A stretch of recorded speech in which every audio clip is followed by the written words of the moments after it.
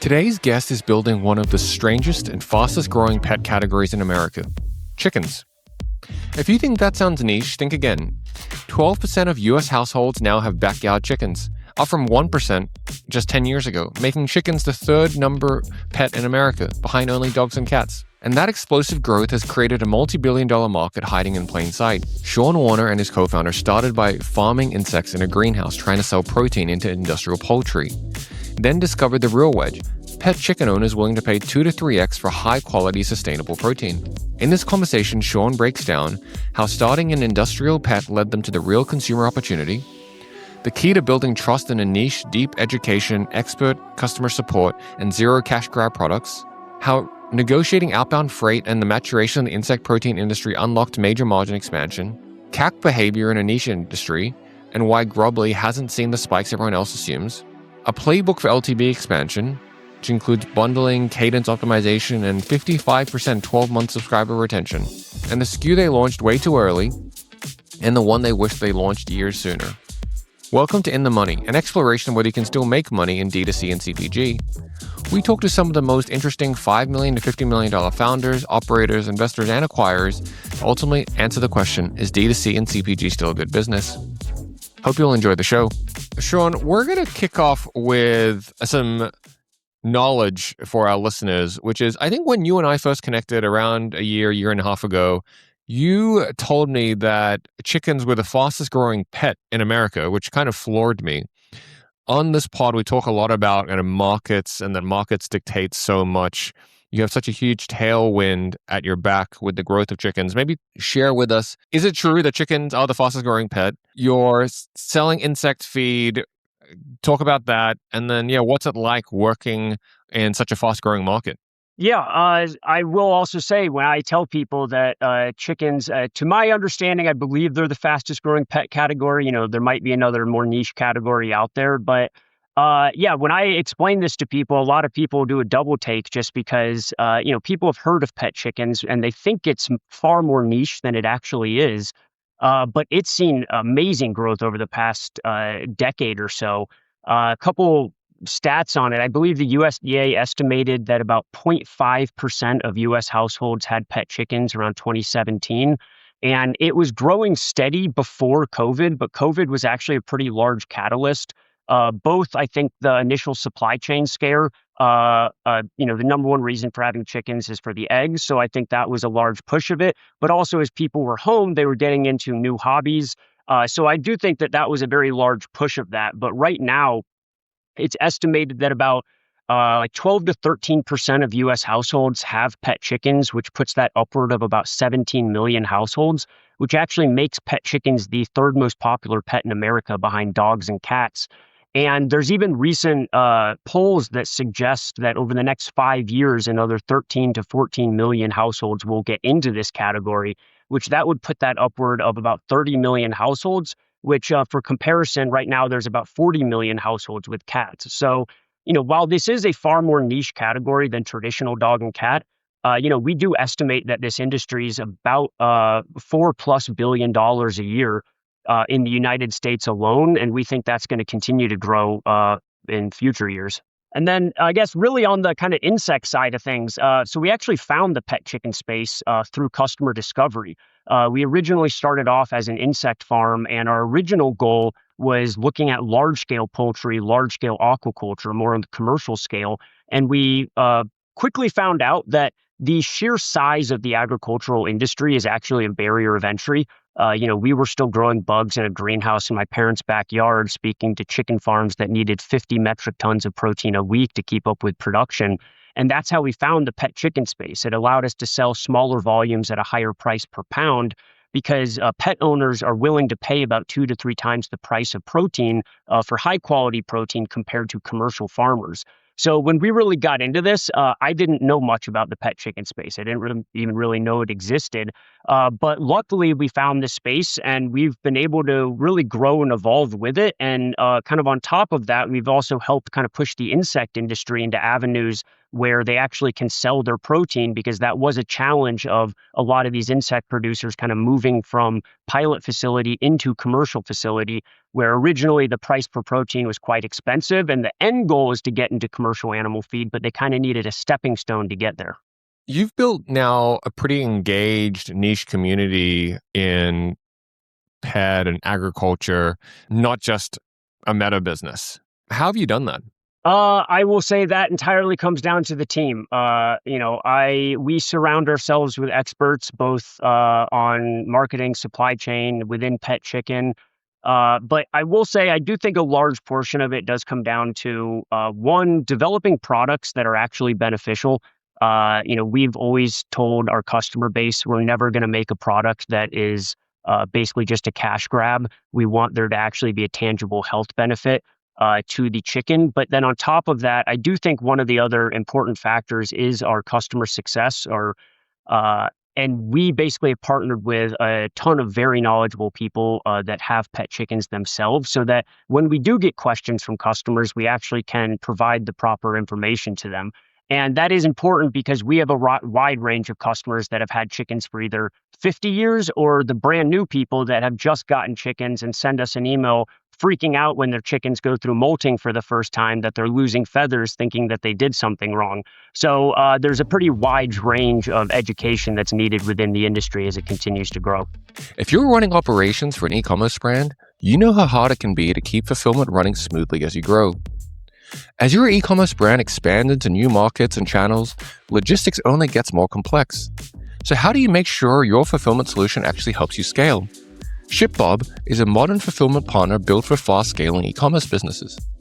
Their hub-and-spoke network lets your business store inventory and ship from over 60 fulfillment centers across the US, the UK, Europe, Canada, and Australia, giving you flexibility to reach new customers and reduce cross-border complexity. Their dashboard shows real-time inventory across every location and channel, giving you a clear view of what's where.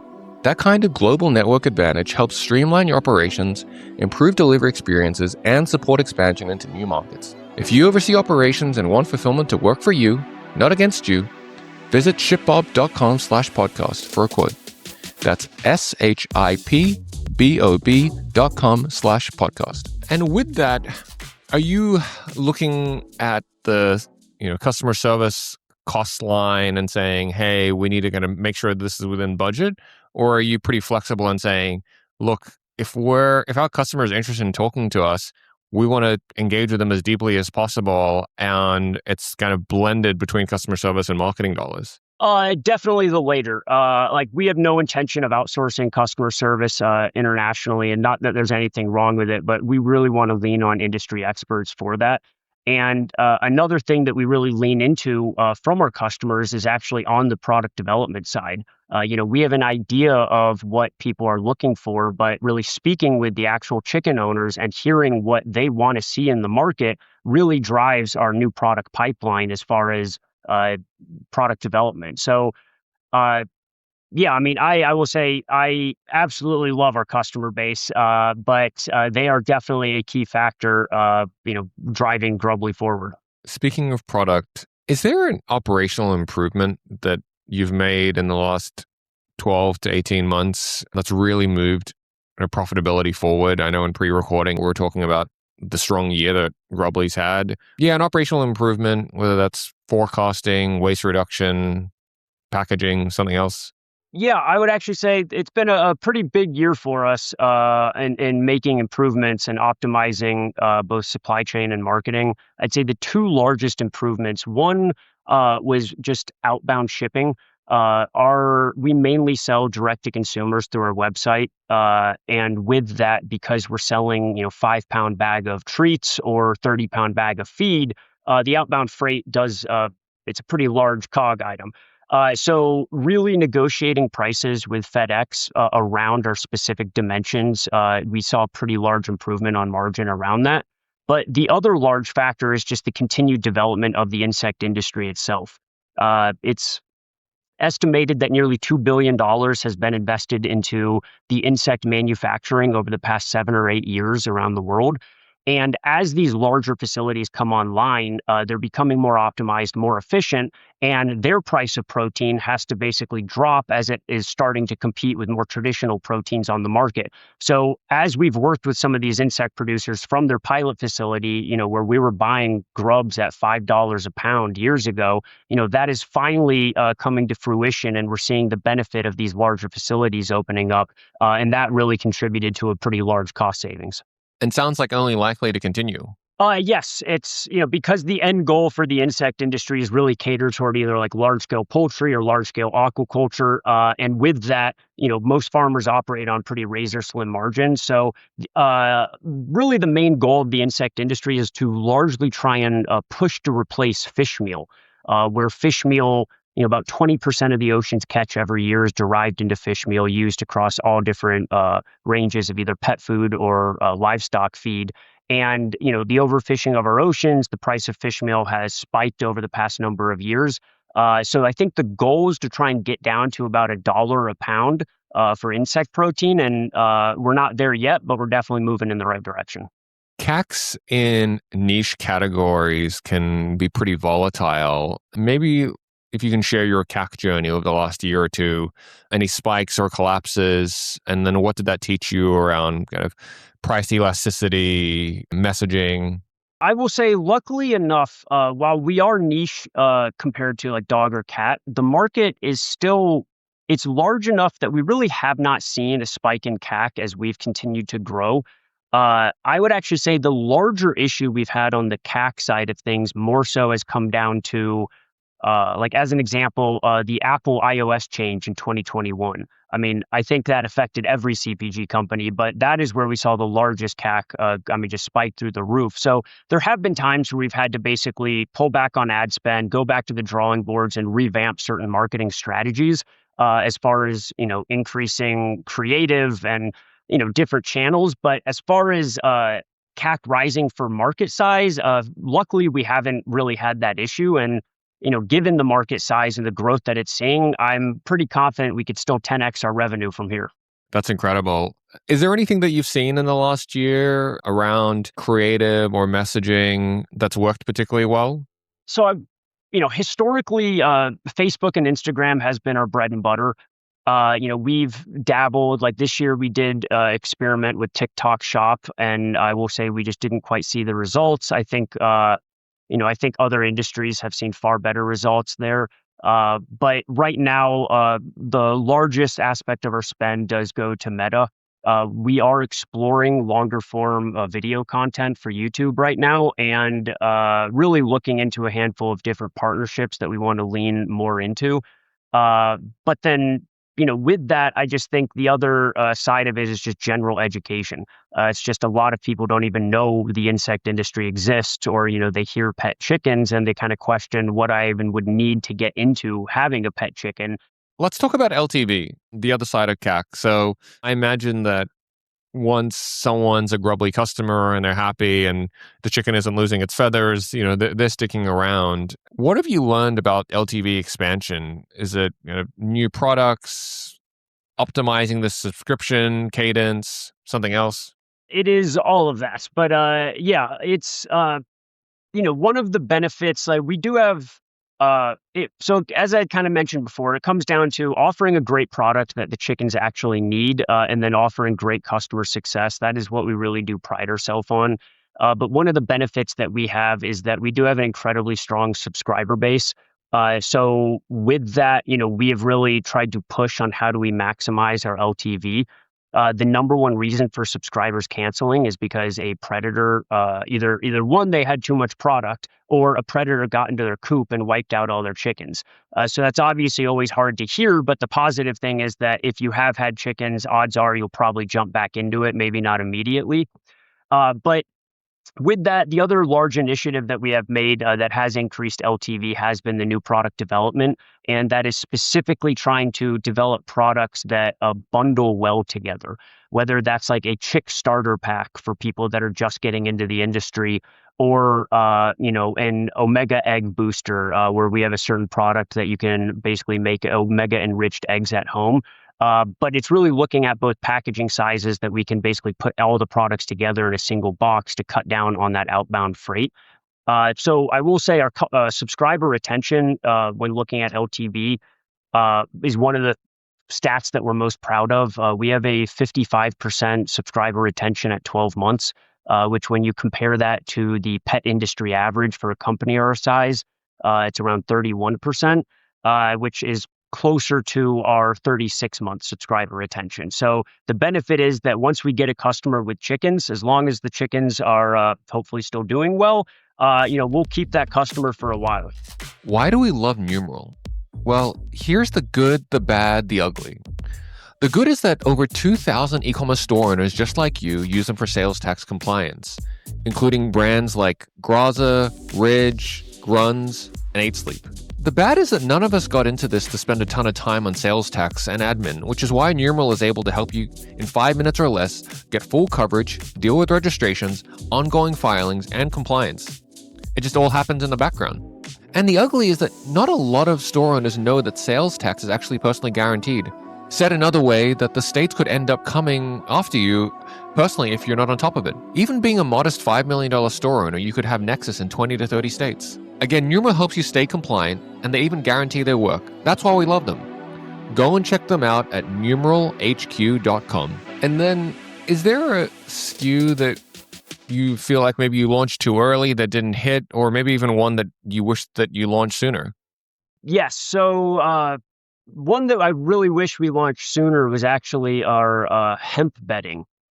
When you have your chicken coop, the goal is to really set up your coop to minimize effort and maintenance. And a deep litter method is one of the ways to do that. But the reason hemp bedding has been so successful, it really comes down to the absorbency rate. It can absorb it's about 400% its own weight. Compared to pine shavings are about 250%, straws about 125%. So it really does help with the absorption factor there. And I will say we've seen incredible growth on that new product. I do wish we could have launched that a bit earlier, but you live and learn.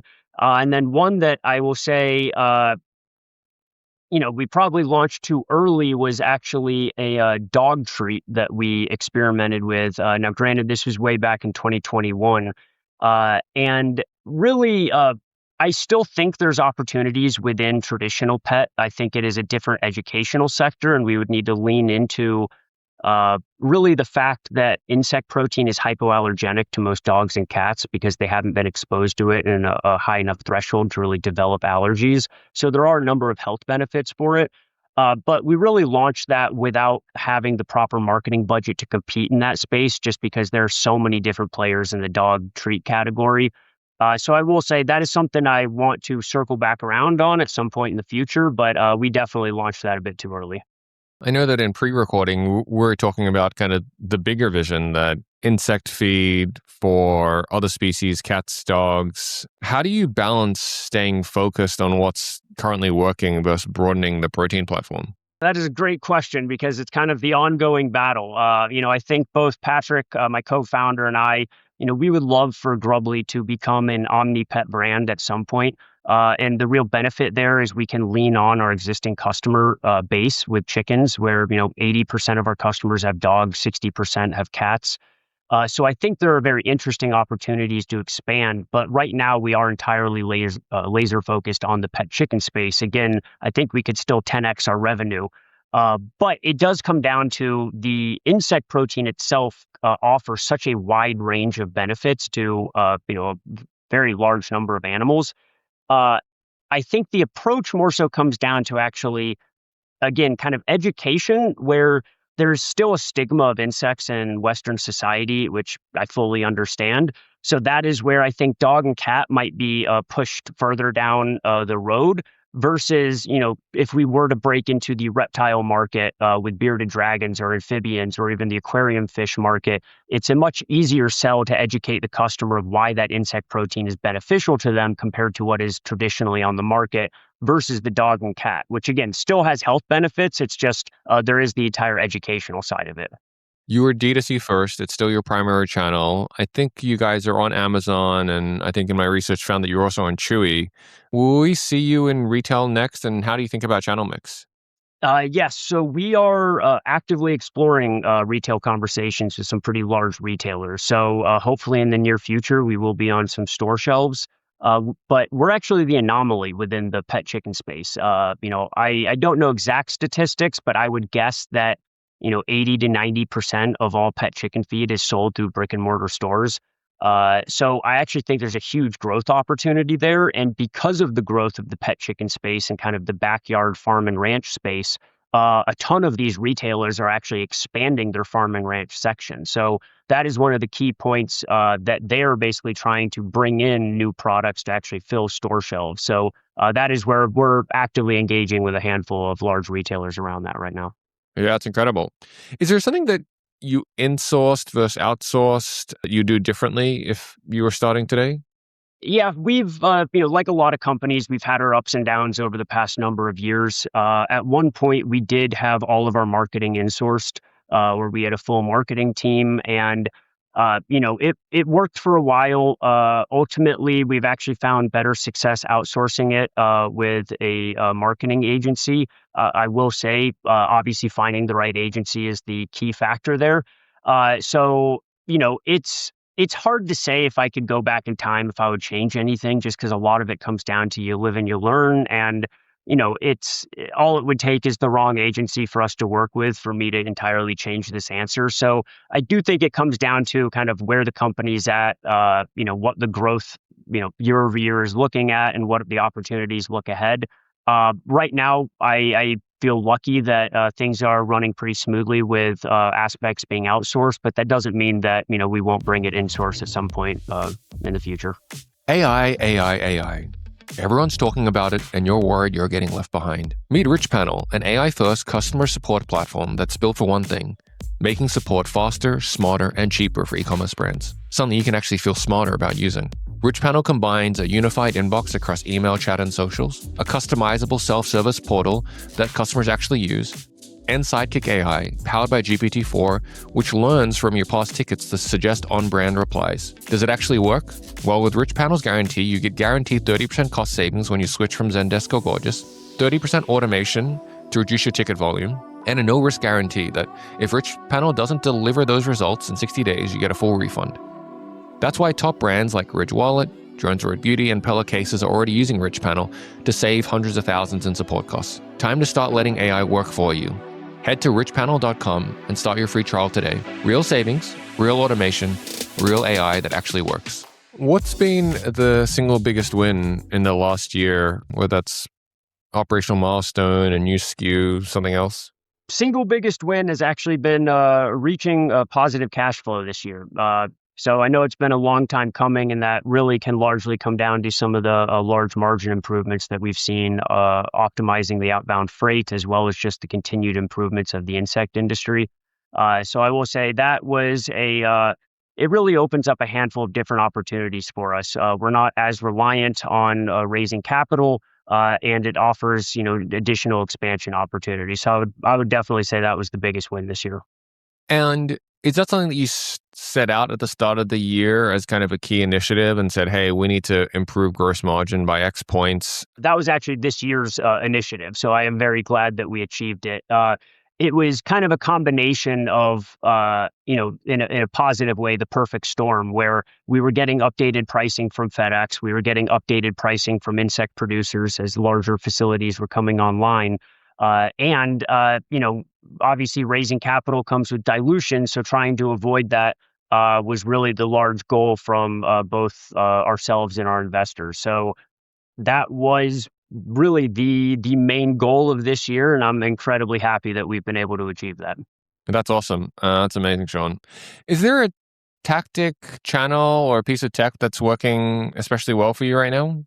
Yeah, I guess really on the marketing side, it kind of comes back to it's really all about Meta right now. I know, in some recent months, I don't know if they tweaked their algorithm a bit, but that really is, again, kind of our bread and butter. So I will say I wish I had a better answer for that, but no, I mean, right now it just comes down to who our target audience is. But right now, the mass majority of ad spend does go toward Meta. Yeah, makes sense. Maybe back to the profitability then for a second. We see subscription-based businesses, especially, one of the biggest ways to drive profitability is to reduce the payback window by doing lower spend. So having more efficient spend, potentially less growth, but not acquiring customers 6 months out. Is that something that you played with, or was it mostly just the gross margin improvements? No, that was something that we played with. So the benefit of selling into the pet industry is that the pet always eats. So technically there's not seasonality because the chicken is eating year round, but the seasonality within the pet chicken space really comes into spring and fall time. With spring, a lot of large retailers have what is called chick days, where they'll actually sell live chicks in their stores, and that is when most new chicken owners get chicks. So we did shift some of our marketing tactics, basically trying to front load the year with most of our ad spend, where that is when we can acquire customers at the cheapest rate. And because we have such high retention, just the waterfall effect throughout the remainder of the year. But Q4 historically has always been kind of a slower period for us.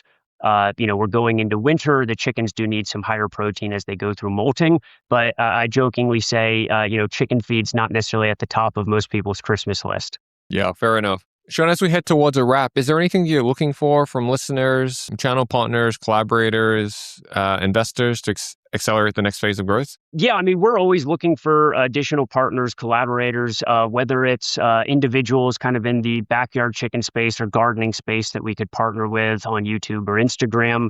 We're actually exploring the idea of trying to work with certain celebrities that have had chickens or currently have chickens. And, that ranges from someone like Martha Stewart or Jennifer Gardner, Reese Witherspoon, Russell Crowe, Joe Rogan. I mean, we have a list of 30 large name celebrities that have chickens. So I do think that is one of our more key initiatives moving forward. And then again, I'm always looking to speak to investors. Even if we're not raising now, it's always great to start the conversation. There might be opportunities in the future. And I will say I love opportunities like this just because when I talk to investors and I say we make chicken feed, again, a lot of people think the market is far smaller than it actually is. But no, there's huge growth opportunities ahead of us.